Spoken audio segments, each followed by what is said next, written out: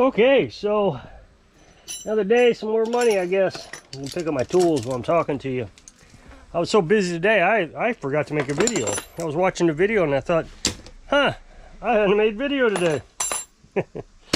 So I got this thing behind me. It's a zero-turn snapper. And the guys, well, the wife has called me a couple times. And was trying to get a belt for it, so I helped him order a belt online.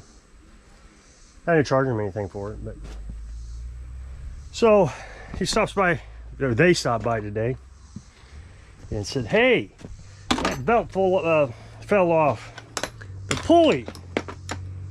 I don't know what he said, let go, or which had me concerned because I just worked on a mower that the deck had bent. It was bad shape, so we got the deck off on this one, and it's not terrible.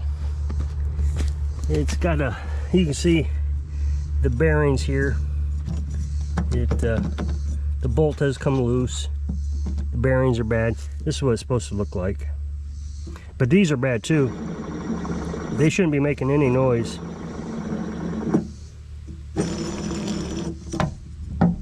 This one has a little bit of wiggle to it. And that one does too. So they all need replaced. They're, I think, $20 a piece. So I'm trying to get a hold of them, let them know what it's going to cost. But that being said, it also wouldn't start with the key. He had to jumper it. So got to looking at it, and I tested it, and it was the ignition solenoid that went out. So other than it's in a real tight spot to get to, that's an easy fix. So now it turns by the key. Before he was out in the, well, I'll just show you. He was taking this tool here and he was jumpering the ignition coil, or the ignition solenoid, which works, but it's nicer to have the key. So I've been working, as I think I probably know, on a bunch of lawnmowers for this guy who cuts grass for the area. And these mowers are just terrible shape. Terrible shape. They're rigged up in a lot of spots. Things aren't replaced correctly. He brought in, well, for example, he brought in a mower early spring, before the mowing season really started. Brought two of them in. One of them needed a carburetor cleaned and a belt. Now his guys, he brought his guys over and said, listen to what they got to say. So his guys told me on the Cub Cadet, which needed a carburetor cleaned and a belt, to replace the belt. So I'm taking notes. I'm not even listening really who's talking. If they're telling me to do something, I'm writing it down. I clean or replace the carburetor, can't remember which, and I replaced the belt. Well, when I called the owner of the company and said what I had done, I didn't want you to change the belt. Why'd you do that? Well, you told me to listen to your guys. Well, you needed to get approval before that, which he never said anything like that. But he went and paid it. So he also brought in, at the same time, a zero turn. Now, the zero turn was locked up, and it needed a new flywheel. That's expensive. I mean, that's $300 just for the flywheel. So I told him how expensive it was, and I said also you need a belt, because the belt on this was just shot. I mean, I don't even know how to explain shot. It had huge gaps missing in the belt, and I don't even understand how it was working. And he says, no, don't replace the belt. It doesn't. So I guess this guy just runs it until the belt breaks. So he's brought in a couple other things. I mean, he had a seal leak on the Cub Cadet. One of the back axle seal was leaking. I fixed that. He brought in some mowers, put new spindles on it. So that was a phone call from these folks. They went ahead and gave me approval. So anyway, I was saying, you know, he had me replace some spindles. Now he brought me the spindles. He got them at a yard sale. The thing is they weren't the correct spindles. The spindles were correct, but the pulleys weren't. So, you know, it's again, we're rigging, we're doing things. So he brings that mower, let's see, he brings that mower over that had the belt that had the huge gashes in. He brings it over the other day and says, you remember working on that pulley and you rigged it up with that bolt? No, I don't remember that at all. Yeah, you put that pulley on there, remember? No, I didn't. Okay, yeah, you did. No, sir. I'll go check my records, but I know I didn't put any pulley on there. You didn't want me to work on the deck or the belt. You just wanted me to fix the flywheel. So he asked one of his guys on his crew, and the guy on his crew said, no. He's talking to the owner. No, you did that. So he had me tighten it up. So that's what I did, tighten it up. And I called him and I said, the deck is broke. You're going to have to take it to a metal fabricator and get a new piece shaped up and put on. I said, I don't do much more than weld. I can't fabricate metal. So he comes and picks it up. And then he calls me. He says, I can't use this. The pulley isn't working right. It's bent over. And I said, yes, yesterday I told you and I messaged you, so there's documentation of it also, that I can't guarantee that work. I put a belt on, I tighten it up as good as I can like you told me to, but you need to take it to a metal fabricator, just like I said. So that same day, when he picked that up, he dropped off another mower, and this is his brother's mower.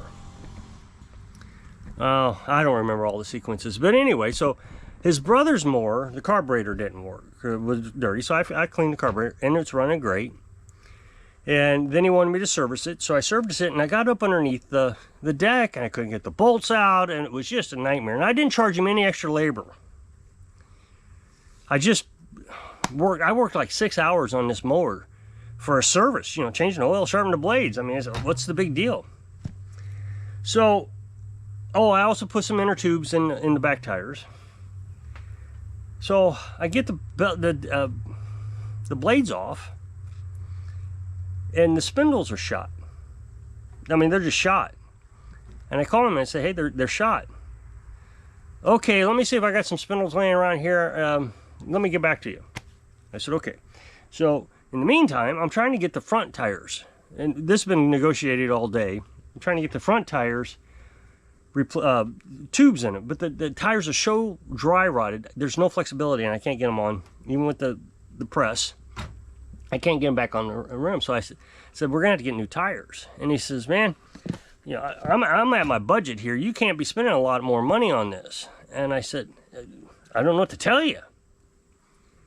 I said, I've worked 6 hours. I haven't charged you, but 2, this is just all parts. Well, we're running out of budget, so. He said, so they called me back with the spindle and said, just put the blades back on. Don't worry about the spindles, just put them back on. Okay. So I put the blades back, sharpened the blades, put them back on. And he brings that one over for the deck that has the bent and tells me to take the deck off of it. I didn't get paid for that. I guess because that's guaranteed work. I don't know. So, and then he said, swap the tires. Take the tires off the one with the missing deck now and put them on the one that runs. Okay. So he says, now go buy some tires. So okay, I'll buy some tires. Now, we are now maxed out on his budget. He can't spend any more money. So he comes and picks up his brother's mower today, and he calls me and says, there's no power to it. I said, didn't you drive this around? I said, of course I drove it around. You told me to check the alignment to make sure it was driving straight. I drove it probably a half a mile down the road and drove it a half a mile back up, down the hill and back up the hill. Yeah, he says, there's no power. And I said, well, is it the engine or is it the transmission? What is it? Yeah, I think it's transmission, but you know, you should have been testing that out. He said, as soon as I jumped on it, I knew there was a problem. Well, the thing is when we loaded it on the trailer this morning, I drove it over to the other, you know, the church over there, and put it on the trailer. He saw me driving it. There was no problems. He said, well, we've done about 4 yards today, and it's just, there's no power to it. I said, well, it's got to be the transmission. He said, yeah, the engine sounds fine. I mean, he finally confessed that it wasn't the engine. That's what he was trying to do, is trying to convince me the power was an engine issue. So they bring it back over. And I wanted to talk to him, but he wouldn't talk to me. He just wouldn't. But his brother, who owns that mower, came down and I said, I need to be honest with you for a minute. I said, this is a retirement job for me. This is to make some money for retirement. This isn't something I can put these kind of resources in. And I said, there's 3 to 4 problems here that we're running into. I said, one, these mowers are just beat to death. They're old. I mean, the brother's mower is 11 years old, and they're just kind of rigged up. Nothing is put together properly. Then you bring him over, he brings him over, and he doesn't have any money. He doesn't want to spend any money. So I'm always taking a cut in labor, always. I took a huge cut. I said, I worked 6 hours yesterday, I only charged you for 2. And I said, and the third issue is I always promise 10 days turnaround. And if I can't get you in 10 days, and I call and say, okay, we had a delay in shipment or something, but that's what I always try to do, is 10 days. And he expects 2 days. So we got no money, no time on mowers that need to be completely rebuilt. I said, I just don't have the resources to do it. I can't do it. So, we're going to have to find somebody else that can do this. And the brother says, don't worry about it. He says, we determined that it's probably a belt issue that is slipping on his mower. Let's cross our fingers. He said, let's get the belt replaced. Charge me what you're supposed to charge me. Don't worry about it. And I'm hoping he talked to the business owner, because I just can't. I can't turn around mowers this fast. I can't work for nothing. And that's what I think he's expecting. Every time I work on a mower or a weed trimmer and it needs to come back for something else. Yeah, you worked on this one already, implying that since I already worked on it, then I need to work on it for free. And he doesn't say it, but he sure does imply it. And then he gaslights. I mean, like that pulley. He said, I put that pulley on with that jury-rigged bolt. No, I didn't. And he knows that I didn't do that. His employee knows that I didn't do that. So not only did he try to gaslight me, he tried to get his flying monkeys to confirm it. Of course, they're part of the community too, so they don't want to, have a reputation with me and get me upset with them. So I'm not sure, where we're supposed to. I'm not sure what I'm going to do with this. If it continues that I don't get any money and no time to work on it, and then he just constantly complains that I didn't do it right, then I might have to drop him. I mean, it's good money. I mean, not good money. It's money. But at some point, his stuff is going to start to interfere with my other customers, and that can't happen. But that's what his expectation is. It's pretty obvious. I saw him get mad at his employees the other day, and I'm getting the feeling that he thinks I'm his employee. It would be different. I was getting paid everything and I had time to work on it, but he's just not giving me the time. And the mowers are just in terrible shape. So I guess I'll jump off of here. And so if you'll click this up next box, it'll take you to a video over my other channel. I really appreciate it if you could check that out. So I hope this video inspires you to not get too discouraged and try to figure out solutions to problems so you can live your dreams. Thanks for watching.